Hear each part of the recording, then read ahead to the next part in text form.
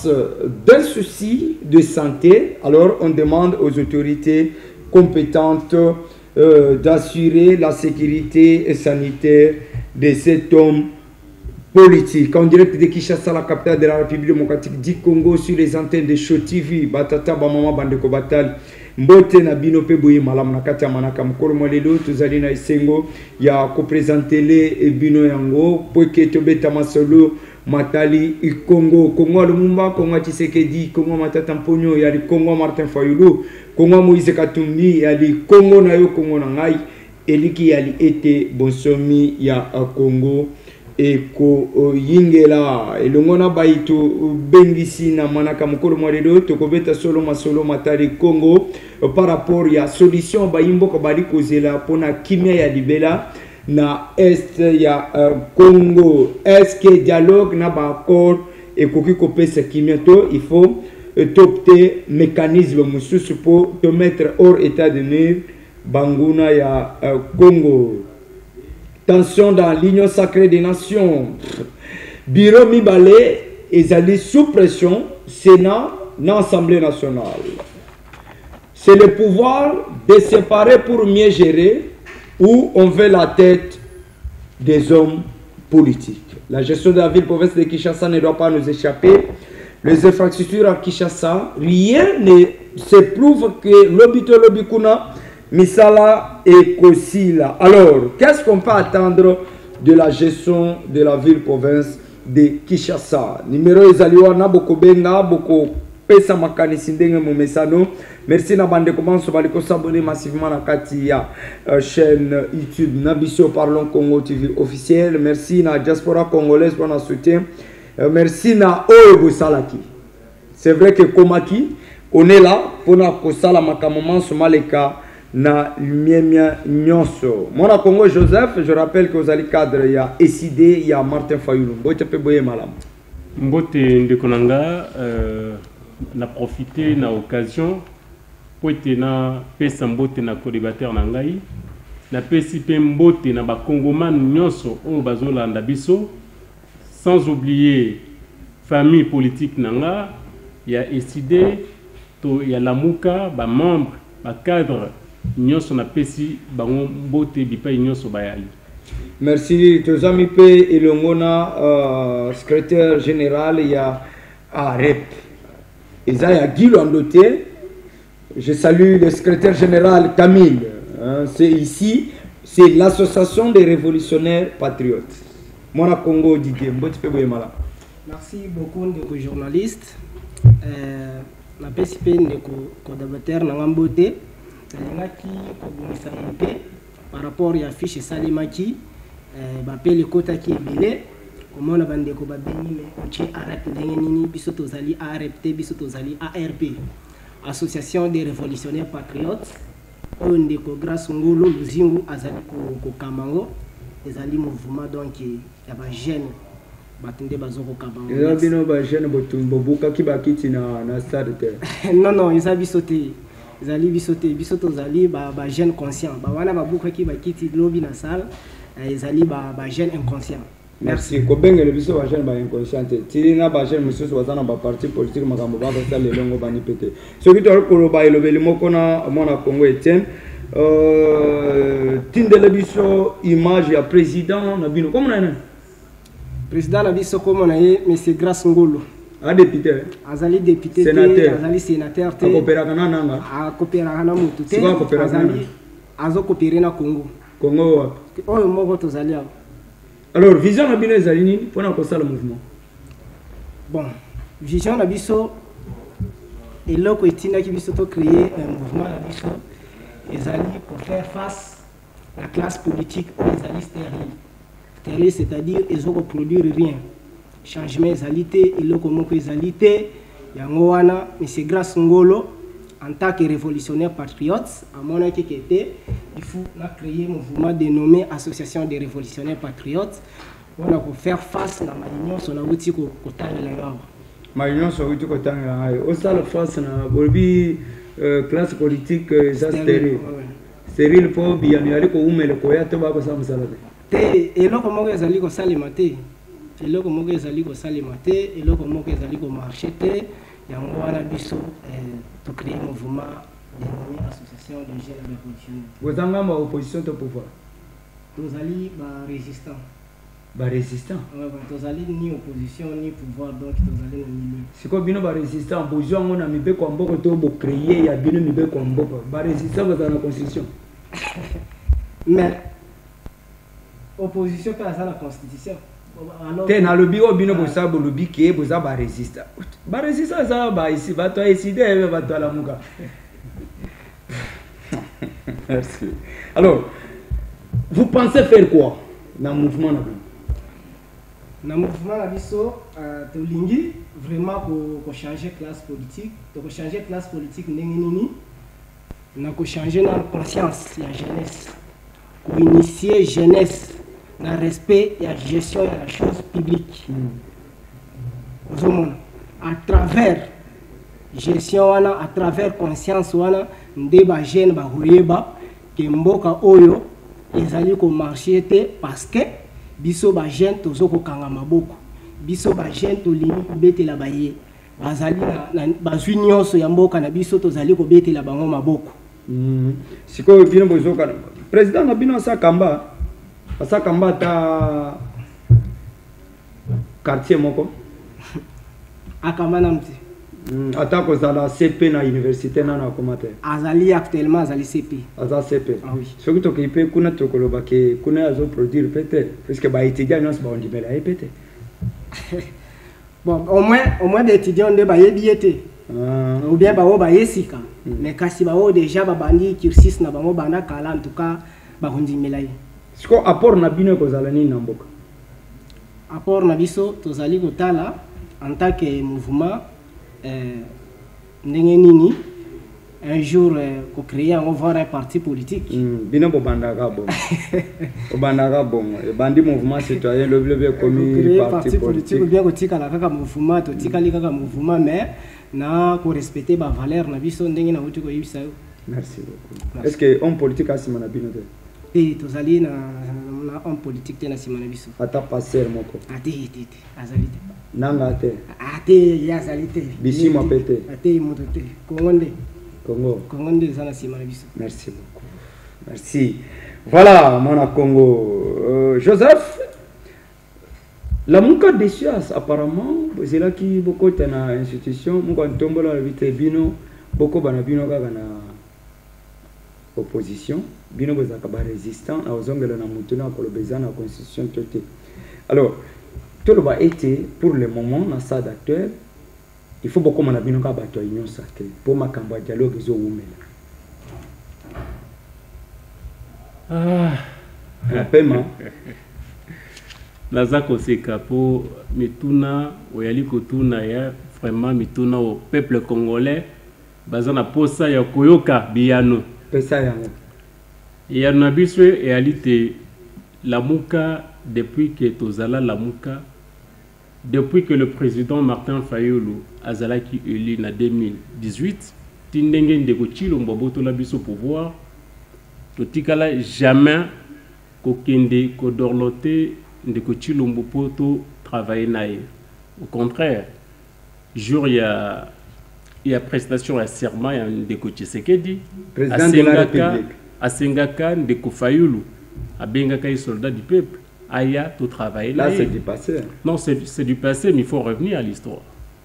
À Singakaye, à travailler. Ce qui, la Mouka, ce qui, Ndeko Fayulu, Azalaki, n'a pas ce pouvoir, n'est-il pas Badolphe Mozito, Lelo, à côté de l'Union sacrée. Mais, non, Azar au Kamba. Alors, Toché était, n'a pas ce exemple. Ce qui, Ndeko Fayulu, Azalaki, un demandeur ou un commandeur, il y a poste au sein du régime de Tshisekedi, de son premier mandat.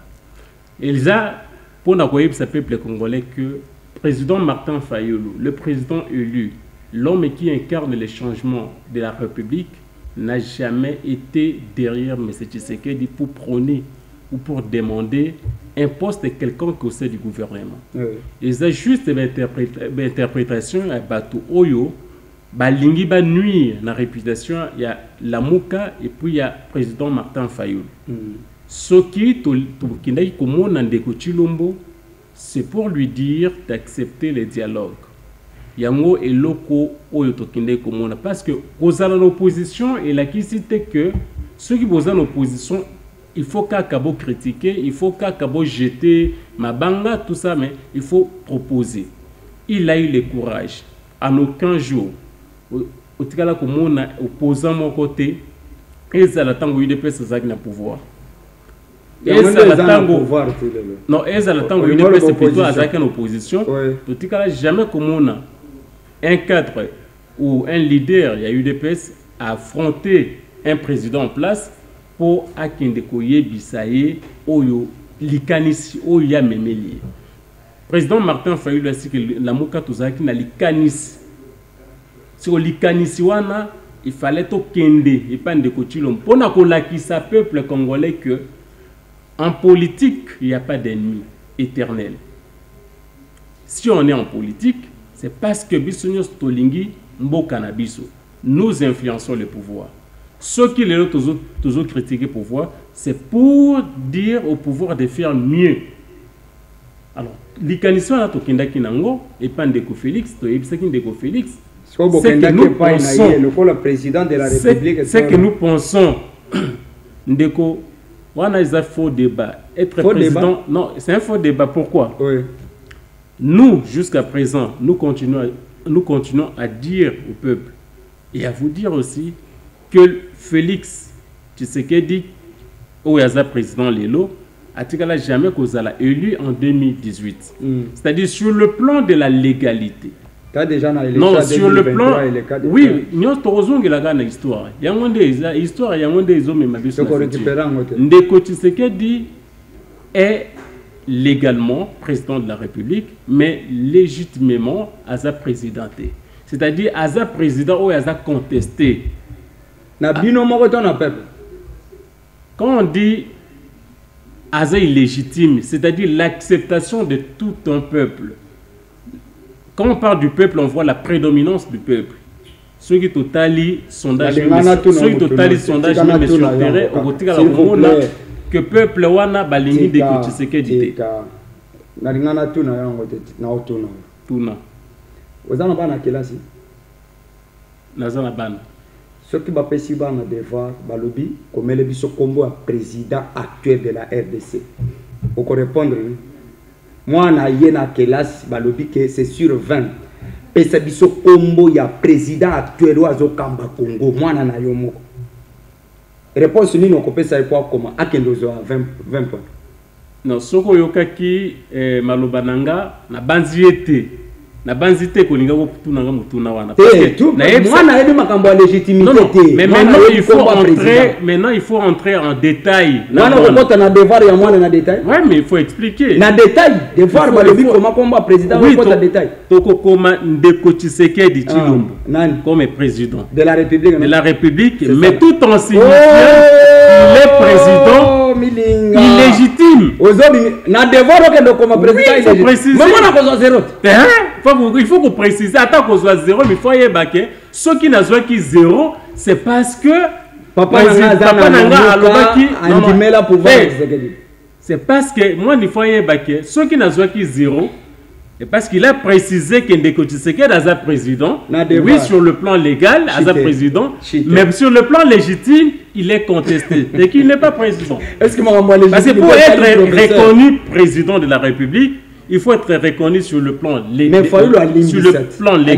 et sur le plan légitime. Merci. Chita rapidement. Est-ce que dialogue une porte ouverte ou tu sais que dit Akanga et puis attendre makamu Sombo? Non, mais le dialogue est loko biso na lamuka to yali ko prôner du jour au jour. Tozo senga dialogue exact pour l'intérêt na biso. Parce que bateau baza mal intentionné. Bazo kanisaye te soki biso toso maintenir démarche ya dialogue potoko na pouvoir ba se tromper parce que soki tolinga tokota na pouvoir peut-être na gouvernement o eleki tolinga tokota mais tozo linga kokota te na biso moko poete pona kozala dialogue il faut qu'il y ait ce qu'on appelle un climat de confiance. Ah ouais. C'est-à-dire Ndeko Tshisekedi des fois un climat de confiance vis-à-vis Yaba parties prenantes. Merci. Il faut qu'il y ait la participation de toutes les parties Merci. prenantes. Parce qu'on ne peut pas exclure d'autres personnes qu'il y ait président, en tant que président de la République, il ne peut pas se dire que na lingi tel aya na dialogue ou yayate. On ne peut pas faire ça. À violer la Constitution. Non, je n'ai pas dit de violer la Constitution. Mais ça, on lobby, puisqu'il y a un lobby qui est convoquant, le lobby, c'est lui le garant du bon fonctionnement. Ndekonanga na boyité. Ba dialogue kana nani. Merci. On dialogue avec celui à qui vous avez des problèmes. Merci. On ne peut pas dialoguer avec la personne où vous entretenez des bonnes relations. Nathan Ande commun, tikana relation ok. Martin Fayulu bakutana kina Félix Tshisekedi. Bien sûr que oui. Ayambaki bango. Oui. Cortège Koti. Oui, bah Ayambaki. Oui, Ayambaki. Aye abenga qui est Mafa Martin. Abenga kaye bien Martin ou bien président Martin. Ce sont des amis au-delà de tout. Bah, ils sont issus d'une famille politique, je peux dire. D'une lutte commune. Il y a Etienne Tshisekedi.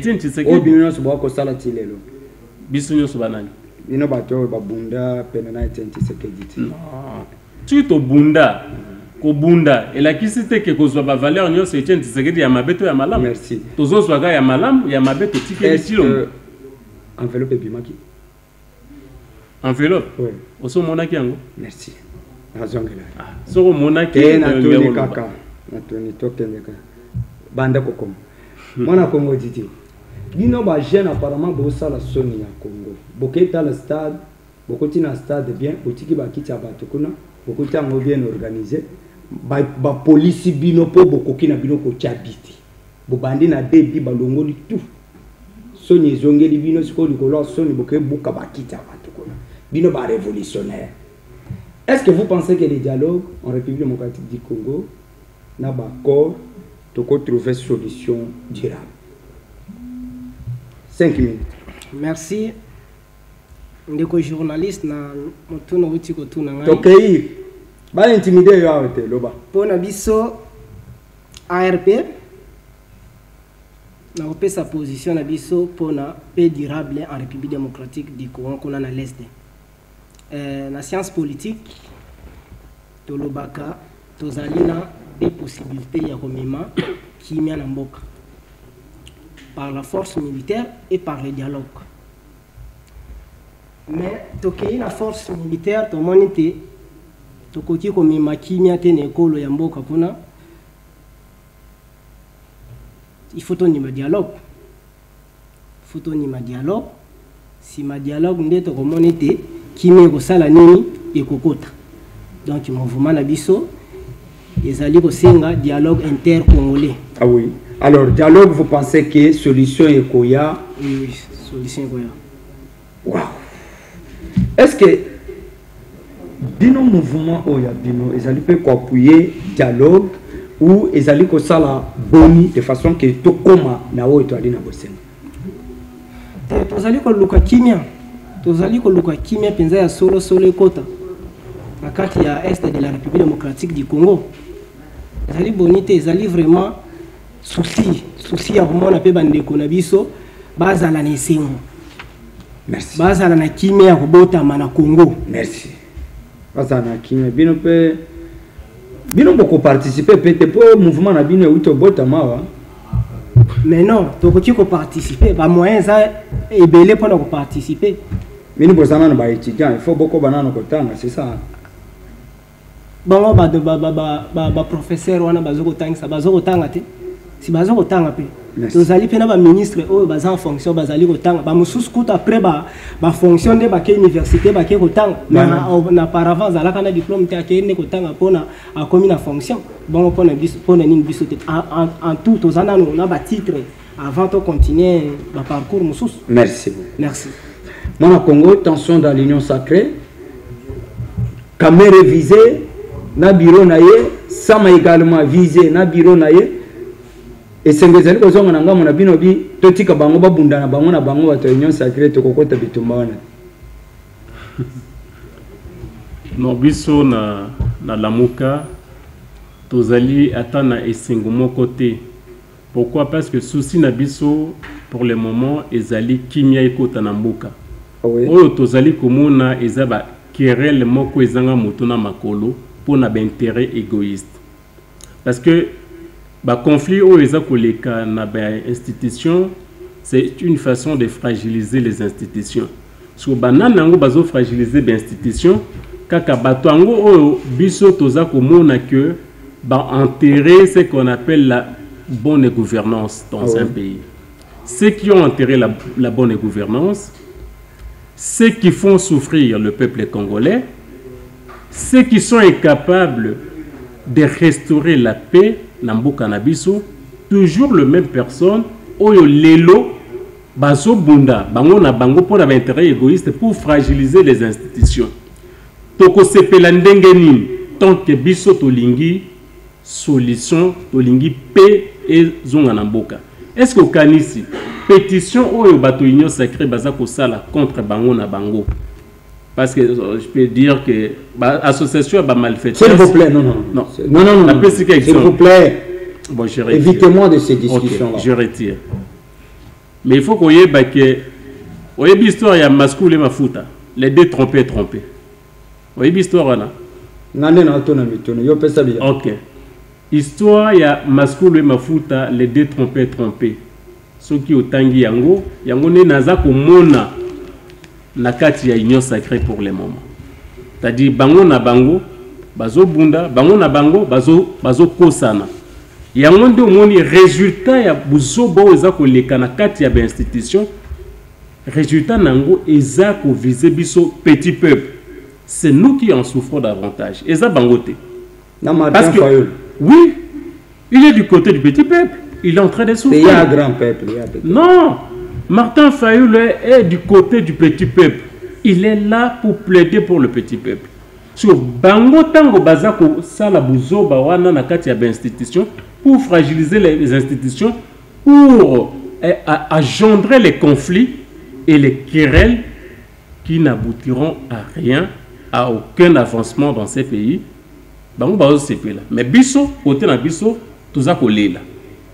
Alors, je demanderai à M. Tshisekedi, malgré Nazo, je ne l'ai jamais soutenu, et puis je ne l'ai jamais soutenir. Mais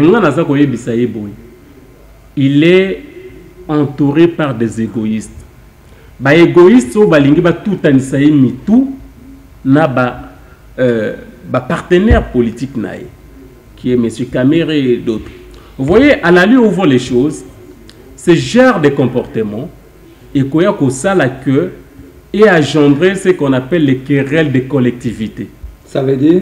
Ça veut dire qu'il y a engendrer tribalisme. Ah. Querelle et tribalisme. Et où tu as puisque le but est non. Et pour où tu as ceux qui ont talibien, qui est l'initiateur, il y a une pétition et ils ont dans la chambre de l'Assemblée nationale. Nana initiateur il y a pétition il y a Samalukonde. Ils sont issus d'une même famille politique, d'un parti politique. Lequel? Qui est l'UDPS. Pétitionnaire à l'UDPS. Papa, c'est là on a l'oba. Ils sont issus de la famille politique de l'UDPS. Bango. Et puis, tant que Bango basa ko sale lokwana. Pensez-vous que du côté de Baswahilifone, Barolobanim, que bazo visé pouvoir Tshisekedi des eaux visées bango. Est-ce que tant que ba conflit on est que ça engendrer et comme un problème té et comme un problème il y a est dans tous vie solution té et comme balubana baswahili je ne souhaite pas mais je suis en train de voir ce qui peut y arriver. Non, ils ont prophète à malheur. C'est-à-dire il faut battre les fers. Il faut battre les fers quand il fait chaud. Il faut savoir dénoncer. Il faut que monindo qui belé là. Donc il y a un conflit, un querelle ou balingi. Bango wana, batu union sacré bango na bango. Bandoki. C'est quoi bino babana? Biso. Tout ça va angelou. Bata peuple. Merci. Bon, balingi ba bomba biso. Tango mutazo luka souffrance ya peuple. C'est la zone. Merci beaucoup. Pas ça bandoki. ere moko ndoki mususu akendaka kote bakendaka koluka bato wana zibo mengo amemi na famille mais bango siko bamemaka te te na lobi famille wana eza peuple bango siko bayaka vers peuple te na bomengo yango ya butu. Merci mwana Congo.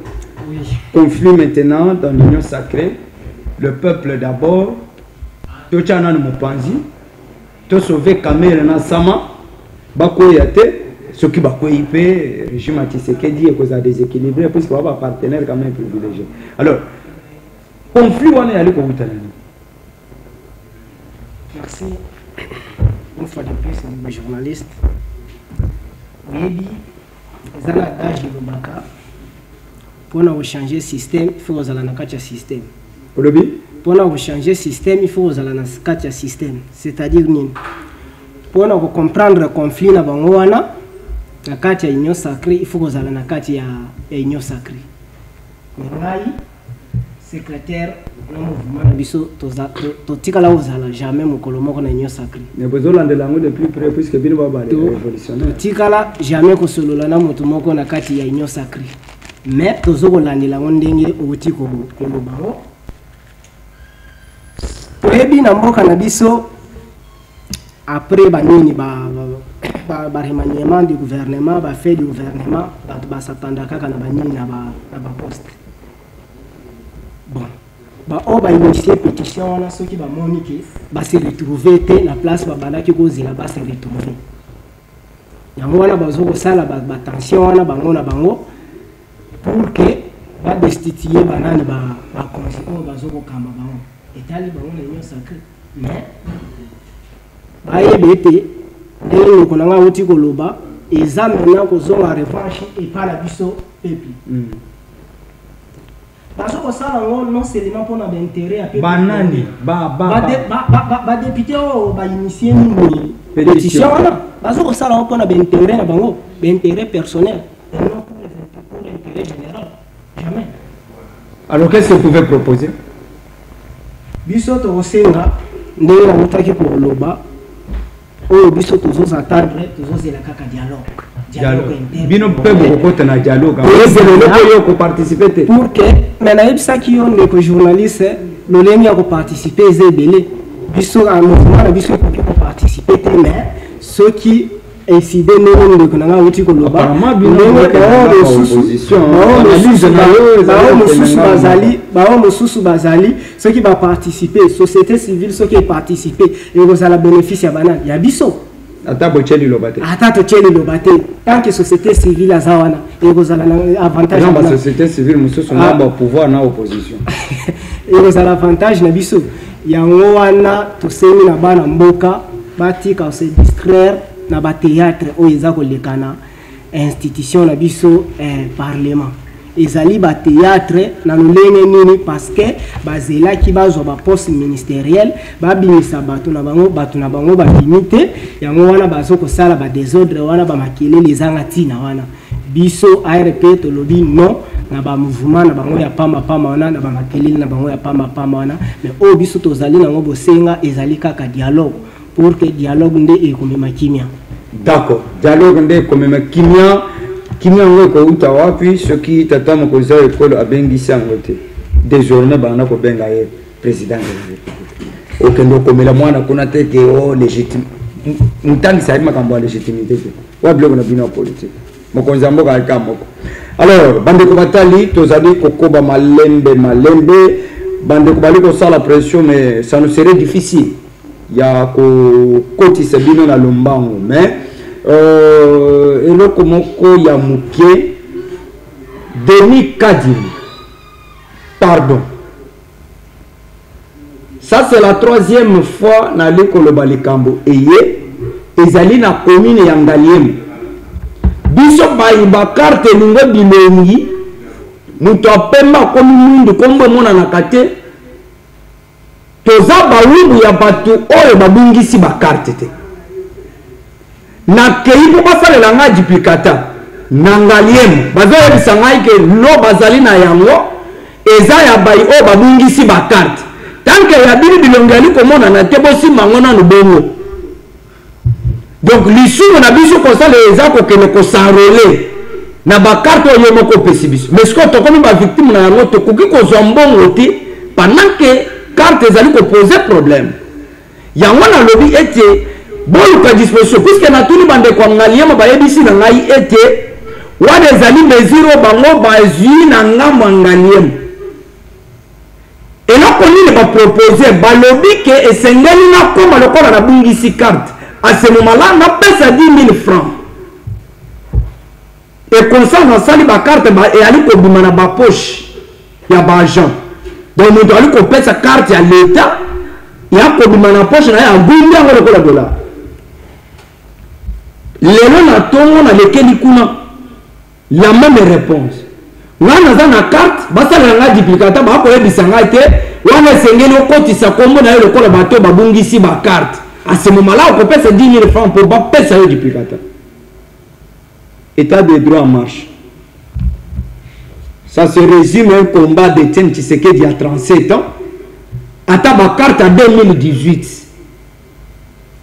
Ba carte à 2011. Ba trusu ba na ngona.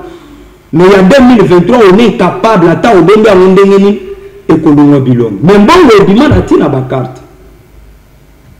Ce qui te dit un attaque Congo mais tu es quand même makambo Congo ali ko pese biso. Congo pese mutuk. Et bongiso comme na beauté. Olati sapato cher. Olali nanda ko kitoko. Wali pe kokota avion na mbongo wa Congo. Ce que vous nous produisez, les ma carte ils allaient ko lungo bilongi. Ah. Pardon. Voilà. Je suis à Ville-Province de Kinshasa. Infrastructure presque partout. Misala apparemment, ils ont aussi capo ici là. Est-ce que Daniel Boumbana a dit hier, dans le gouvernement provincial, les jeunes gens pour la solution durable, la stabilité à Kinshasa? Merci beaucoup Ndeko Nanga Gelor. Moni gestion et ville province à Kinshasa et sa gestion moko est tellement lamentable au vu de la population.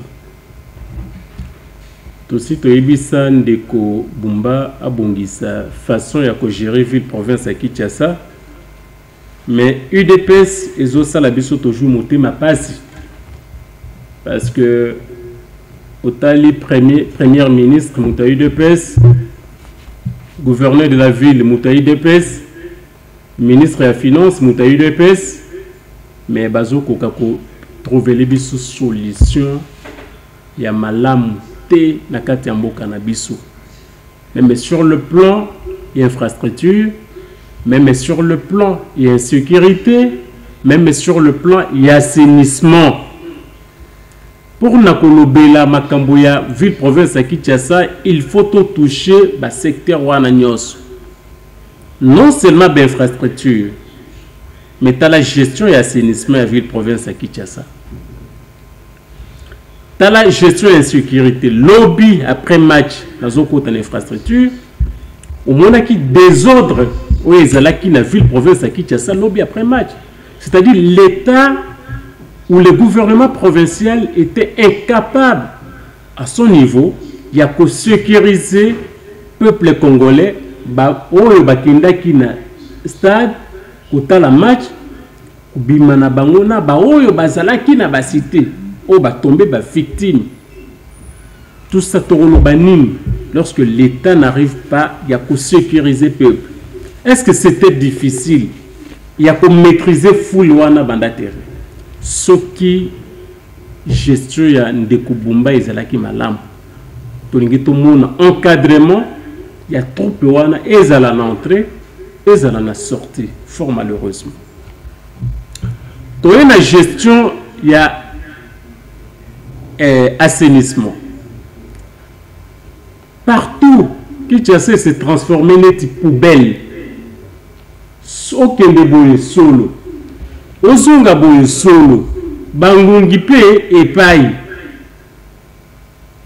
tango bangongi bazobotama parce que ville province ya Kinshasa ezana eza salité bangongi wana bazoya kosuwa biso et biso tozobela tango tozobela mbongo mosolo akokende hôpital mpona kozwa traitement ekouta wapi tant que ebele ya bapara bazosala te ebele ya bapara bake baretraite mbongo ebimi te ebele ya bapara baza bafonctionnaire bazofuta bango te mais au lieu azwa gestion ya ville province au sérieux bango bazwi yango neti gestion ya UDPS le roi désordre ezobima na gestion ya UDPS il faut bamema désordre wana tina bainstitution balingi baimpressionne bato na bainfrastructure balakisa bato voilà Daniel Bumba azo travailler partout à transformer Kinshasa neti chantier aza koimpressionne nani. Qu'est-ce qui empêche que basali état de lié balobimbo to ressortir ba priorité to ressortir ba route na intérêt général ou eza importance la grande importance to réhabiliter yango en attendant to kota ba bisika mosusu tango mbula ekobeta et que va chanter wana nyonso na lesilité merci et comment financement eza susté mbongo ebimite yango nde ba chantier etikali parce que tomona chantier belé nzele belé tozwa neti nzela oyo tito koma na place andolo wana utoleka wana flambeau na utoleka wana tango na zokende goma papa nanga museni ni bato wana bazosala bafani na bango natikali komona ta masote o ba travailler baza wana bazozwa abri ba barre nzela bazosala te. Merci beaucoup. Merci. Aïsa ko impressionné ceux qui bazokokate nous sommes en train de demander leur démission parce que on ne vient pas badiner, ils sont là pour servir le peuple, ils sont au service du peuple dans la conception civique. Merci. De l'homme. Bango baza au service du peuple. Merci. Et s'ils n'arrivent pas, il y a qu'à trouver solution. N'a pas problème à peuple. Le peuple peut les écraser. C'est qu'ils ignorent. Le peuple a le pouvoir de les écraser. Le peuple a le pouvoir. Il y a qu'à bango pression pour démissionner. Pas Merci. Seulement les élections. Merci pas beaucoup. seulement les élections. Merci. Le peuple peut pousser ces gens à la démission. Merci. Comme on a qui un civisme, les gars qui n'a stade. Non, pas aux violences. On pas cet exemple. Tout le monde a qui un civisme, les gars qui n'a stade. Et où t'as quoi? Nakanda. C'est pas vous dire qu'aucune armée n'est plus forte que la masse. À ta pouvoir na bango, aucun pouvoir n'est plus fort que la masse. Merci. Mon Congo, je suis en ville province de Kinshasa apparemment. On est délaissé à notre triste sort. Tout ça la nuit. Merci. Oui, les annotaires, mon anthropologue à l'Obaki, la vocation politique, ça ne s'improvise pas. Ça se prépare dans un délai d'acquisition de l'intelligence sociale qui convient à un bon chef. Voilà, anthropologue, mon bien. Oh, tu as dit au monde, les loyaux, ils ont improvisation, ils ont préparation. Si réellement, bazala qui ko préparé, qui ngai mo kolona ko maboyi, biso bazala qui na projet de société, mais le makamo nyonso to zali ko mona lelo elinga ki ezalate. C'est par là nous avons confirmé que bande ko na biso bazala qui na projet de société, juste baye ko sala ni ko bricoler ba makambo. Oyo ezobala na société te, oyo ezobala na ba réalité na biso te. Apparemment, le mouvement Nabino est allé se poser plus dans la gestion en Boka. Vous se déclarer quand on a opposition. Puisque du début à la fin, ça se prouve que. Non, mais vous avez ça l'analyse, il est libre, vous avez l'analyse. Attends, là, mon côté, Salami, Banda ou Bandé, Zaka, Mabé. Chiter rapidement. Et on a lobby. Gestion ya ville à Kinshasa, Ezali Mabé. Tout ça, l'année. Ezali Mabé. Tout ça, l'année. Tout ça, mais il faut changer bateau.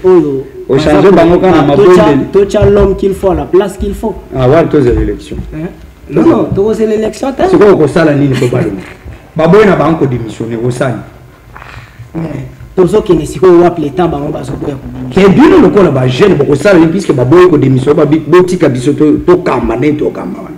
Va imposer une gestion. ça passe. Merci, ça passe. Ça passe. Ça passe. Passe en raison de le bango moko. Merci na bandeko batali. Je crois qu'on chute déjà bandeko 15 secondes à chacun. Votre mot de la fin et puis on rend l'antenne. Mon Congo Joseph. Bon, merci beaucoup. Le bananga yasuka et alipona koyebisa ba Congomans nyonso ke il faut tout sensibiliser les Congolais pour le dialogue, parce que le dialogue est la meilleure solution pour l'éradication des conflits dans le cannabis.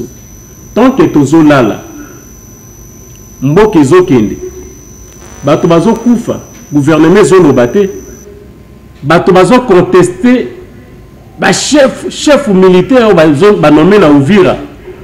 Mais le gouvernement s'éteint, il ne dit mot. Les décisions à chef. Le chef a réagi en balamant. Le chef n'est pas un roi État. Ne pensez pas que ce cas de chef, c'est qui devient l'État. S'il peut se décider, celui qui a le pouvoir, c'est le peuple. Si le peuple est beau, en quoi il doit s'entêter? Mais Ndeko Tshisekedi n'est pas au-delà de la population. Merci. Il n'est pas au-delà du peuple. Donc, si le peuple a beau, il faut attiquer. Merci. Merci. Peuple en moi, ça la peine à motivation légale. Ça fait que ça le veille qu'on a engagé. Non mais merci. Peuple a contesté la marche. La liberté d'expression, bazako s'exprimer, banobito boyi. Mais bazo boma, bazo tirer bango à balle réelle. Est-ce que c'est normal? Nous sommes dans quel état? Merci. Mon accord rapidement, votre dernier mot. Merci. Mon nanga Yasuka, nazali kosenga na bana Congo, bana mboka akoya ko rejoindre mouvement na biso. Association des révolutionnaires patriotes on ndeko grâce ngolo azali kokamba. Nana posa grâce.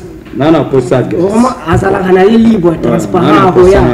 Omi tune belé za na ngana motema. Ndeko grâce azoko kamba mouvement association des révolutionnaires.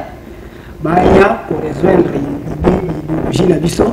Pour que tout tia fait la classe politique où ils ont pour produire rien. Merci. Beaucoup ça le mouvement que ça a outil tika par ça la meeting kuna na éviter ceux qui image wana l'équipe.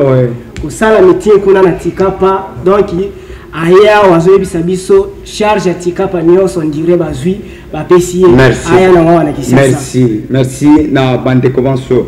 Balandi biso mukolo malelo to alikolika yete ensemble na Congo tokolonga ministre Boba Miso bosenga na biso ezake longola baja ya transport na basusiat longola bango na basusiat permela bango ba bureau na bango tango bari ko interpeller ba chauffeur ba mema bango na ba bureau et non ba kena na basusiat et puis commandant ya ville sunga biso kosambisa batu oyo bakangami na ministère ya transport to ba agent ya transport comme bango na basusiat ya li kotia mbulungani état de droit et sengaka pe ko respecter principe na ba loi fondamentale d'un état. Merci na Etienne Wasimbi Martine également Jonathan Zaki Simabilili. Merci également na ba personnel nyonso ya